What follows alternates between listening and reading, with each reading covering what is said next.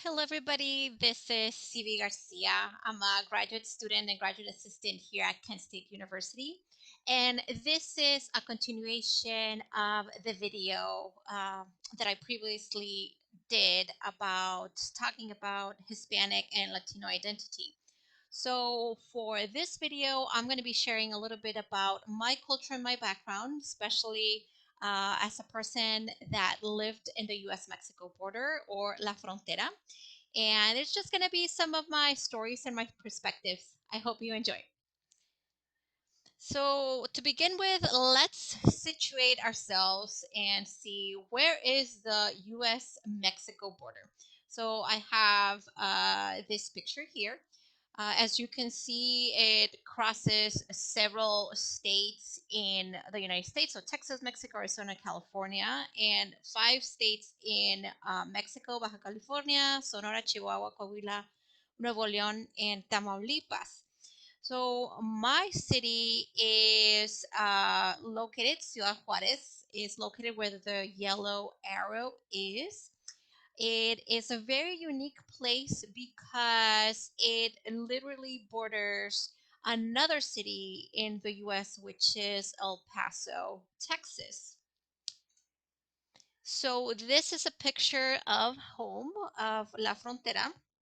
And I want you to take a couple of seconds and just look at the picture and see if you can distinguish where one country ends and where another country starts. Yes, this is the border region. And like I have been saying, Ciudad Juarez and El Paso is technically one large metropolis. The area is only divided by the Rio Grande and by the official borders. But if it wasn't for that, we would just be one big city. So I'm going to try and point it out. Everything south of where my mouse is pointing. So everything south of here, that is El Paso. So that is the United States. And everything north, so everything over here, that is Ciudad Juarez. So that is Mexico. This is one of the pictures of the mountains. So Ciudad Juarez and El Paso are located in the Chihuahua Desert. We have beautiful mountains that surround both Ciudad Juarez and El Paso, so part of the Rocky Mountains or Sierra Madre, as we call them in Mexico. These particular mountain range here is in El Paso. This is called the Franklin Mountains. And it's a very common place that I used to go hiking, one of my favorite hiking places. Beautiful sunsets, lots of open space, which is a stark difference from where I'm living now in Ohio. Another unique quality of the border region, especially in El Paso, is the star. So this star is turned on every night, and it's like a beacon. You can see exactly where you are or that you've reached El Paso. El Paso does cross I-10, so if you ever are driving through I-10 and you see the star, you know that you've reached El Paso. In the past, it used to be lit only during the Christmas season, but as the years progressed, people, I guess, really love the star, and now you can see the star every night of the year. On the Mexico side of the border, this is a picture of downtown Ciudad Juarez. The center of the city is the Cathedral, La Catedral, and it's surrounded by a number of shops where people love to spend their weekends with their family, just shopping, eating wonderful food, spending some quality time, and also like uh, um, a unique thing about the city is that we're very close to Las Dunas de Samalayuca. So these are some sand dunes. So again, great things to do in the outdoors.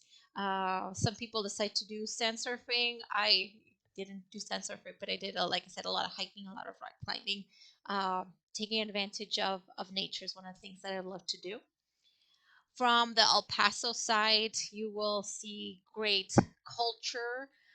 They are murals of El Paso, in El Paso throughout the city, especially in downtown, that depict the culture and the traditions of the area.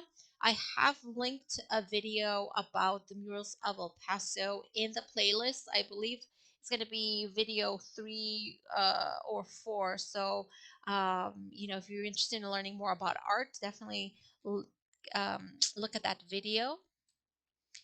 And again, I keep mentioning this is me just hiking. One of the reasons I like about this picture is from the mountains, you do get to see, both of the countries. So again, in the background, this is part of Mexico. And probably on this area, we're also capturing part of New Mexico, the state of New Mexico. So a very unique area in terms of the culture because we are influenced by the American culture, the cultures from two different states, and the language. So I cannot talk about El Paso and Juarez if I don't mention food. There is a rivalry between the two cities to see who has the best tacos. And El Paso, on one side, has Chico's Tacos, which is this thing that I have no idea what it is, smothered in cheddar cheese and some tomato sauce. People from El Paso swear by it. I, on the other hand, that grew up in Juarez, I like eating tacos at El Tacotote. So that is, build your own tacos. You get some delicious grilled meats and a salsa bar. Both of them are great, but to be honest, El Tacotote is quite a lot better, in my opinion. So um, we do have this tradition of food, and obviously there's a lot of also different influences in the cuisine um, of the region. So I'm going to talk a little bit about my personal experiences of living in the border. And one of my earliest recollections is crossing the bridge. So we're so close to the United States that it is very common for people to cross the border to do business, to go to school, or just to go shopping and enjoying the area. So as a little kid, I remember on the weekends crossing the bridge to go grocery shopping at Walmart and the Dillard's and all of these stores. So once you are in the bridge, you make, you do line. You do have your checkpoint. So this is, a traditional checkpoint where U.S. Customs and Border Security will check your visa or your passport. Sometimes it will take a little bit of time, but that is just part of the daily routine of crossing the bridge. It is also very common for people to live in Ciudad Juarez and go to work in El Paso, or to live in El Paso and come to work to Ciudad Juarez. So that coming back and forth every day, or sometimes several times per day, is very common. This is a picture of the university. So University of Texas at El Paso, and it is the university that I attended for my undergraduate and my master's degree. And it has a very unique story. So not only does the border region is influenced by Mexico and the United States, but the campus is based on Bhutanese architecture, and the university in itself has a lot of ties with the country of Bhutan. So, if you're not familiar with Bhutan is, it's a very small country between India and China. So it's within the Himalayas, and this is the campus, and this is a picture of Bhutan. So the story goes that the wife of the first dean of the University of Texas at El Paso back in 1914 was looking at a National Geographic magazine, and she read about this lost kingdom of Tibet. Now it's Bhutan, and she thought that the mountains look a lot like the mountains in El Paso, and since then the university adopted the Bhutanese architecture. So another thing about the border is that mixture of cultures. And in Mexico, we adopt a lot of American traditions as well because we're so close. So this is a picture of the mall in Ciudad Juarez, one of the malls, and this one is called Las Misiones. So, we take a lot of the same style of stores and food and just a place to hang out. This particular mall had its first IMAX movie theater even before El Paso had an IMAX. But at the same time, we have mercados, especially in the downtown area, where you can buy more of the traditional Mexican food and items and toys, such as the ones that I'm showing you here. In essence, it was a blessing to live in the border because I had the best things of both countries. I could eat delicious Mexican food and goods, but if I craved any of the American foods or goods, I just had to cross the border, and I had both.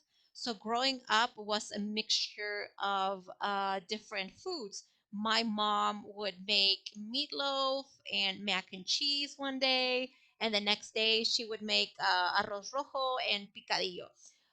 So again, that mixture to cultures is just something so unique about living in the border. Also, another unique celebration would be Las Posadas. Las Posadas are celebrating around the Christmas time. So in Mexico, we start celebrating the birth of Jesus starting on December 16th with Las Posadas. These are just family and friend gatherings where we eat tamales, we eat, fruit punch, cookies, and we break la piñata. So la piñata, you probably seen it in a lot of Mexican stores or birthday celebrations, but la piñata is originally used in las posadas, and the shape is of a star with seven spikes.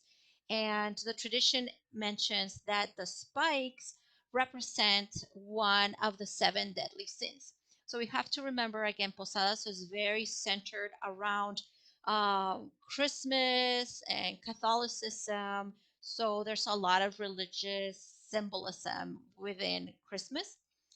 But because I lived on the border, I also celebrated Christmas or La Navidad with Santa and, eating a wonderful Christmas Eve dinner with my family. So this is my family. My mom is the one that's looking straight at the camera a couple of years ago.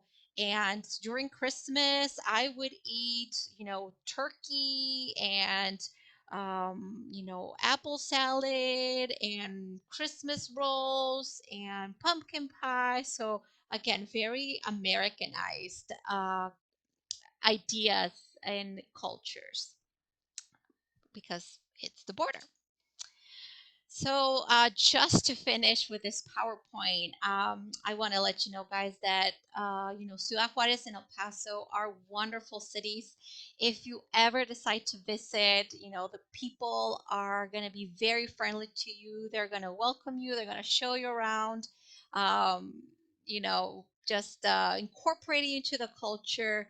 And the only time where there is a little bit of rivalry is when, Mexico and the US are having a soccer match. That's when, okay, you are either from one country or you're from this other country. So if this is the case and you are watching a soccer match, I hope you're going to be rooting for the right team, which is the Team Mexico. And that is it about this presentation. Thank you so much for watching. Don't forget to continue watching the other videos. in this playlist so you can learn more about the culture of living in the border. Thank you again.